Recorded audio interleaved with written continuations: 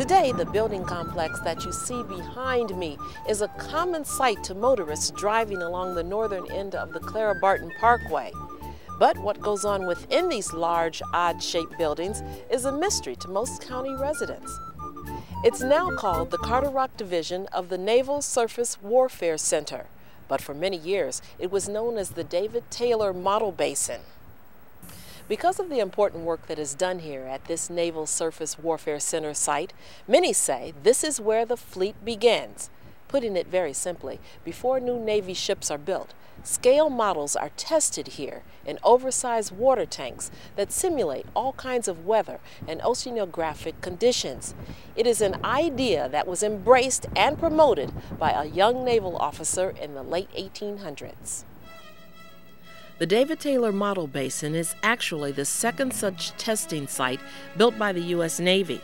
The first one was built in 1896 at a cost of $100,000. A young naval constructor, David W. Taylor, is the brilliant visionary behind this first experimental model basin. Tom Waring, press spokesperson for Carter Rock, explains. It was his character, personality, and perseverance, and brilliance, in my opinion, that enabled him to persuade senior naval officers, admirals, and other folks, political appointees, and eventually Congress, that they would give him the money to personally design and build the original experimental model basin, which was located at the Washington, D.C. Navy Yard. This first basin was 470 feet long.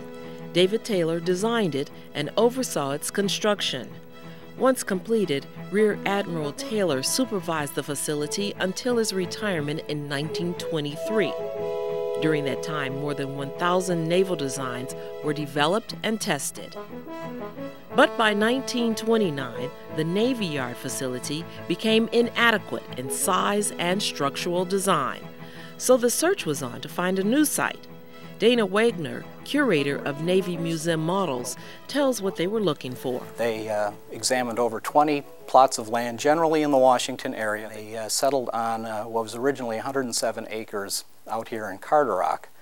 The place was specifically of interest to the Navy because of its geological formations. The bedrock here is very close to the surface of the earth. And bedrock was what they wanted to build the new model basin upon so that it would never change, and as I understand it, it actually has not.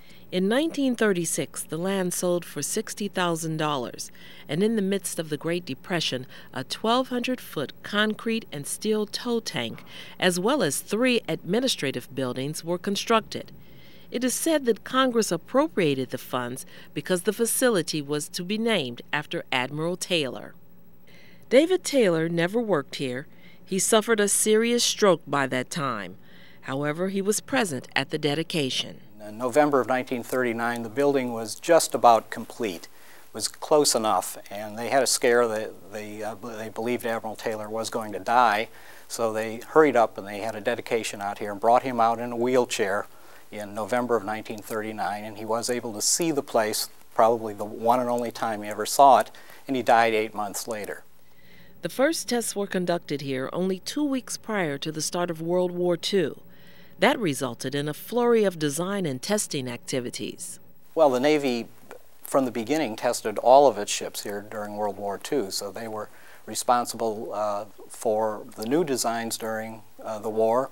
They did a lot of work on landing ships, which were particularly important during the war, especially considering that they intended to invade Japan. So there's a lot of quick, intensive work done on landing ships, landing craft. There was a new type of ship design during the war, all intended for basically one-time use, which was the big invasion of Japan. That was all done here. Over the years, this facility has grown in leaps and bounds. The original basin was extended to 3,000 feet in 1946. More state-of-the-art testing sites were added on the land surrounding the basin. The facility's name has changed several times. However, the original model basin still retains the name David Taylor. Model testing is still an essential component of naval development. Today, the models correct, confirm, and improve on contemporary computer designs. I believe that this organization contains an essential characteristic of carefully moving into the future without making expensive mistakes. Our function is to help chart a safe course into the future for the Navy and other paying sponsors. And we provide objective analysis, not fraught with political overtones.